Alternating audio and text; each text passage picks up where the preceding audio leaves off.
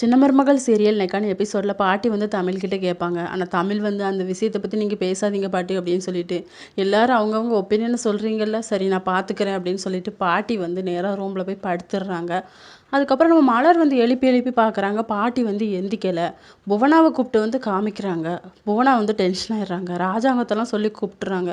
பாட்டி அப்பத்தா எந்திரி எந்திரின்னு ஆளாளுக்கு ஒவ்வொரு சைடு எழுப்பி பார்க்குறாங்க. ஆனால் அப்பத்தா வந்து எந்திக்கிற மாதிரி இல்லை. உடம்பெல்லாம் ஜில்லுன்னு இருக்குன்னு சொல்லி வீட்டில் இருக்க எல்லாருமே பயந்துடுறாங்க. மருத்து வச்சு கூட்டிகிட்டு வர சொல்கிறாங்க. கருப்பு தான் கூட்டிகிட்டு வராரு.